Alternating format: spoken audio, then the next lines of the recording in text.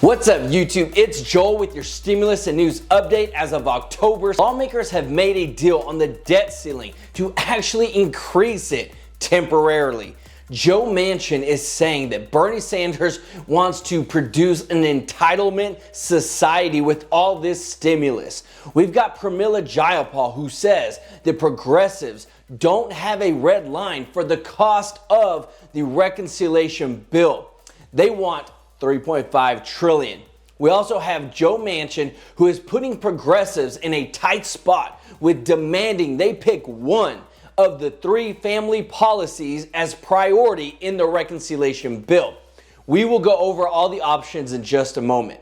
But overall, Biden is telling the progressives that the bill is definitely going to be lower than $3.5 trillion. And Biden is also meeting with Joe Manchin to get a compromise on the reconciliation bill price. And if you don't mind, could you do me a huge favor and destroy that like button for me and the YouTube algorithm? It helps out a ton and I really appreciate it.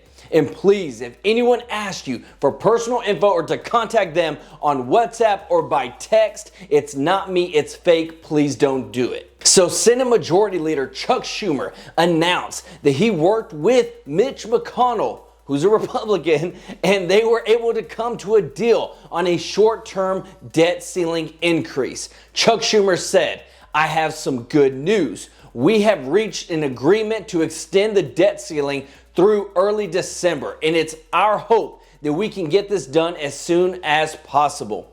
The agreement will allow the debt limit to increase by $480 billion to allow the Treasury Department to pay its bills till December 3rd. So the current national debt is $28.4 trillion, and it would rise to $28.8 trillion under this new deal." The GOP has been pressing Democrats to increase the debt through budget reconciliation package, but Chuck Schumer was saying no to this. So this saves the Republicans from having to have any voting to do with increasing the nation's debt limit. Mitch McConnell, the Senate Minority Leader, said, "We will also allow Democrats to use normal procedures to pass an emergency debt limit extension at a fixed dollar amount to cover current spending levels into December. This will moot Democrats' excuses about the time crunch they created and give the unified Democratic government more than enough time to pass standalone debt limit legislation through reconciliation." Now, this is a very good. It takes care of our seniors because it makes sure that they get their Social Security checks and that families are still going to get their monthly checks for the child tax credit and a whole other slew of credits and things that help out people in their day-to-day lives. But let me know your thoughts down in the comments section, and I appreciate your support of this channel.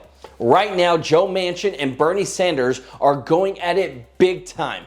Bernie Sanders wants a $6 trillion reconciliation bill, but not Joe Manchin. Manchin said, "My number has been $1.5 trillion. I've been very clear. And when it comes to who we are as a society, who we are as a nation, I don't believe that we should turn our society into an entitlement society. I think we should still be compassionate, rewarding society." So we know that Manchin and Sanders are from the same Democratic Party, but they are pretty polar opposite when it comes to their views and beliefs in terms of spending more in this reconciliation bill. Now, the other Democrat who is on this is Kyrsten Sinema. And Sanders, he had some words for her as well. Bernie Sanders said, "Senator Sinema's position is that she does not negotiate publicly.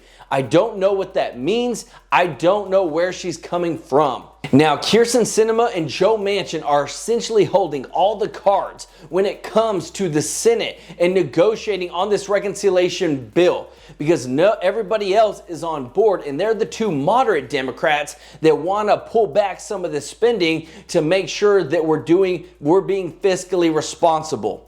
Now, it's good that Manchin has said that he wants to do what needs to be done to take care of America's needs, but still be fiscally responsible. We have to have some control on our spending.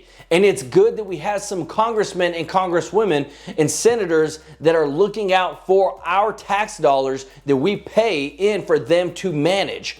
We need to make sure we take care of our own. And if you can't work, we got you. But if you can, then we need people to work, and we need to be providing more opportunities for people to learn and build skills and continue to lead the way in this world as Americans. So let me know your thoughts in the comment section about that. Now, Biden knows that this is the hardest fight is between Joe Manchin. And on this reconciliation bill, he's been having some personal meetings with Manchin at the White House. President Biden said, "What I've asked Senator Manchin as well as Senator Sinema to do is to decide what they like in the Build Back Better plan and then move from there." Manchin this week opened the door to a reconciliation package costing as much as $2.2 trillion.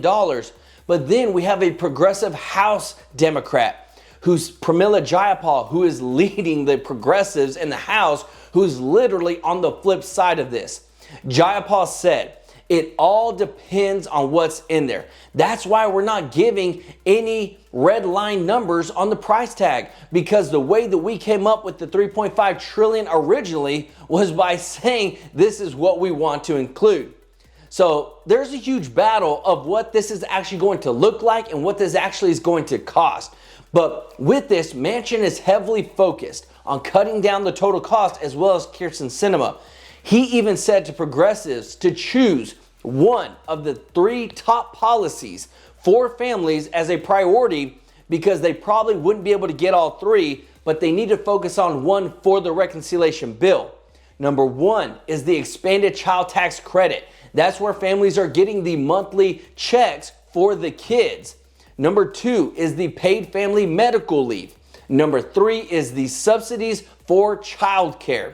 So these all cost a ton of money, especially considering the time frame of how long they want this extra stimulus to go out. So he's pushing on progressives to prioritize. But I want to know what do you feel needs to be included, and if you had to pick, what would be your number 1, 2, or 3? Label them down in the comment section and we can talk about it from there. But overall, there will be a lot of stimulus. I mean, we are still talking about $2+ trillion in additional spending. And so there will be some huge changes added. Now, we are just working on the details of getting this bill passed. But we do have the dates from Chuck Schumer on when he would like to see these huge bills passed. That is October 31st. So we will definitely see something happening this month in Congress. There's a lot of negotiations. Biden's involved, Chuck Schumer's involved, Nancy Pelosi's involved, but they have to come to an agreement as Democrats in order to get this passed, as well as come up with a plan for dealing with our debt, because December 3rd is going to be here before we know it. And we cannot continue to raise the debt ceiling and continue to spend and spend and spend and not have a plan to take care of our debt. It's not fiscally responsible, and it's not fair to tax-paying Americans that do their part to pay the tax dollars to the federal government in order for the federal government to manage their tax dollars to do what's best for America and to be fiscally responsible. So please let me know your thoughts down in the comment section on what we just talked about. But please don't forget to subscribe, like this video, and hit that notification bell to stay up to date on all stimulus and economic news that affects you. Learn how to build some wealth and hear the real news. This is Joel with True Life Investing. Until next time, peace out.